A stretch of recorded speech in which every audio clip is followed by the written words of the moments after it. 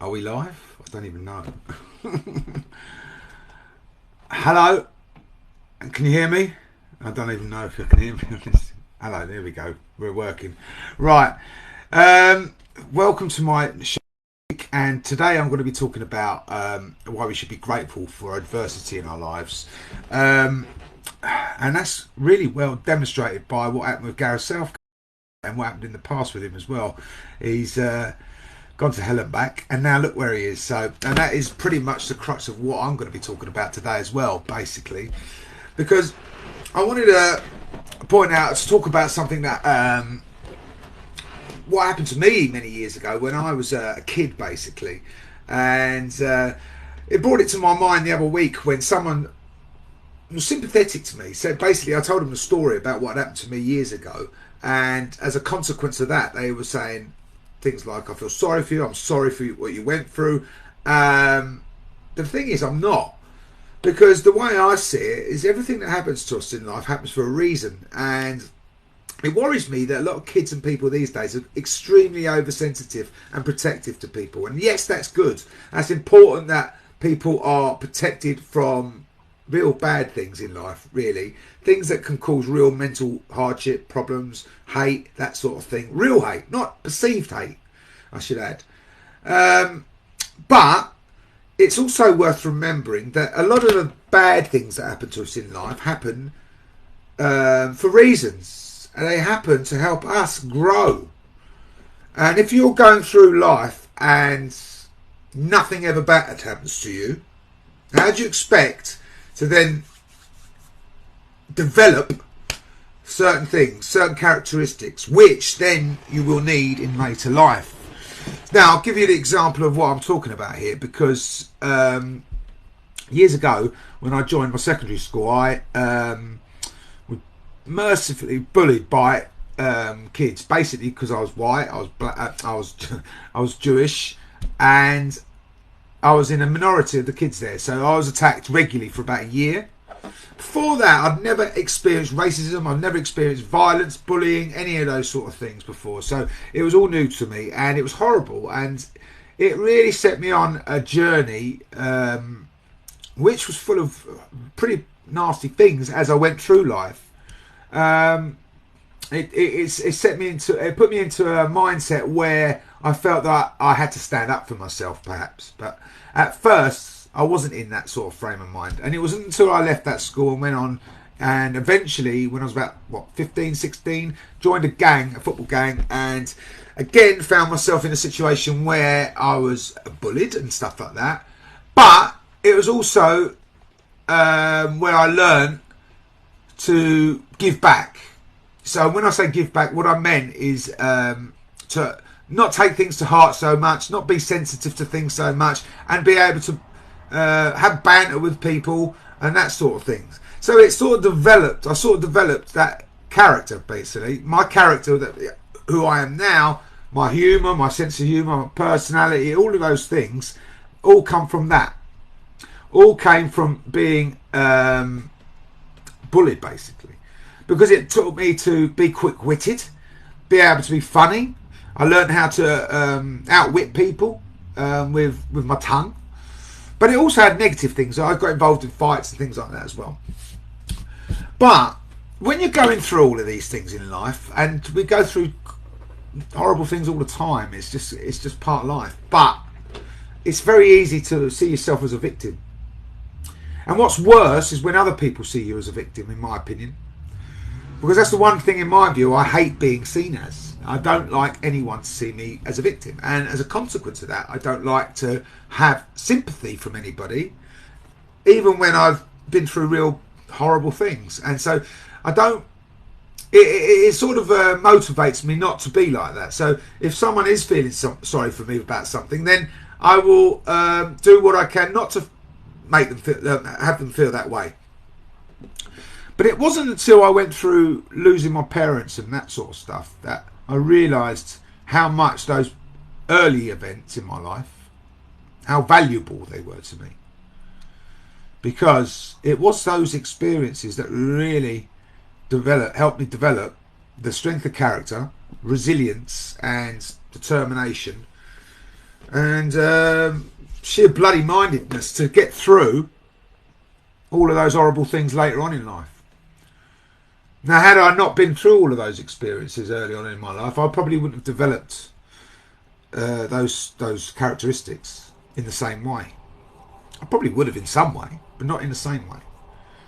Because I've been through hardship in that sense. I've been through trauma in that sense. And it developed a mindset, which, okay, for many years, it caused me a lot of problems, which I wrestled with. And it caused me a lot of problems that led on to later life. I got involved in the wrong, I wouldn't say the wrong crowd, because I got a lot good out of that as well.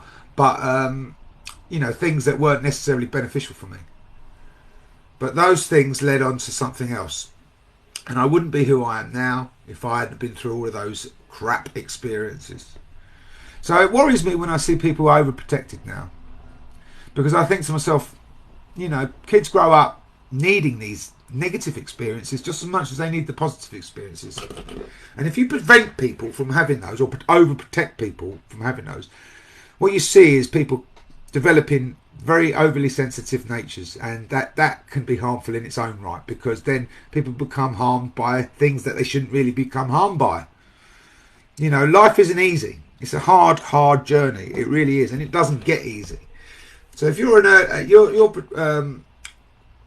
hurt or offended, let's say, by things that really you shouldn't be, then how does that fit in with later life when you are faced with things that actually really are difficult, when you really are forced to stand on your own 2 feet and face trauma? It's a difficult conundrum, because yes, on one side you're talking about mental health, protecting people's vulnerability and things like that, and yes, I agree, you have to do that. But on the other hand, you also have to let those kids and people develop in the way they're meant to, in the natural way. And people go through crap in life for a reason. They go through it because it develops certain characteristics. Yes, it hurts people in some ways, but in other ways it helps them grow. So when you look at adversity, it's worth remembering that if you're in the middle of something like that now, rather than see yourself as a victim of it, try and see what you can gain from it. What are you going to learn from it? What are you going to grow from? Where are you going to grow from here? So when you are able to actually switch your mindset or your perspective, let's say, to something that's more serving of what you want to really be in life, you can use any experience that you go through in life to your benefit. Especially the hardest ones, because they're the ones where we grow the most. But you've got to be open to seeing that, because most of the time when we're going through difficult times, we're surrounded by people feeling sorry for us, and we're not able to actually reflect upon it from a perspective which enables to see what we're learning from it. We're only seeing what we're not getting from it, the bad side of it. And there's plenty of bad sides to look at, so we don't really want to look at those, do we? So if you're able to actually cut the emotions out of it for just for a moment, switch your emotions off and look at something objectively with a clear view, take the judgment out of it, and then see it from a perspective where you're seeing what the opportunity in the situation is, rather than the problem. And yes, it might take you years to do that. It took me a long time to understand that the negative experiences I had in early life had a positive effect on my life later on. For years I would feel like a victim, but I wasn't, and I'm not now. And people don't. It's not nice to be a victim, and it's certainly not nice to make people feel like victims, because it doesn't help them. What it does, it keeps them stood still. And that's another thing that worries me about society today, because there's so many people who want to victimise people, maybe well-meaningly. And you might feel sorry for people, but the truth of the matter is, if you cared about them, you would help them. And that, by treating them as a victim, you don't help people. You hold them back. So if you want to really help somebody, you want to empower them. You want to make them feel like anything is possible. Any opportunity is available to them. And that's the reality, because it's the truth. So, I learned early on that I don't want to be a victim in life, and it doesn't help you and it doesn't serve you. And the reason I'll come back for that with the Gareth Southgate thing is because he was a victim in some people's eyes when he missed that penalty in '96. And he worked hard, he went away, he didn't make a big deal of it. I'm sure he's had his own demons over that, but now look at him. He's about to win the trophy for the Euros for England, and he will do, because that's the way life works. You see, everything goes round in circles, and that's his redemption, that's his moment, that's his time. And your time will come as well if you're going through this situation as well. You just got to have the resilience, the determinations, and the character, the inner strength that you get from hardship, and use it correctly to move yourself forward in life and start creating in life what you really, really want. And that's where you get the key. That's your learning, that's your growth.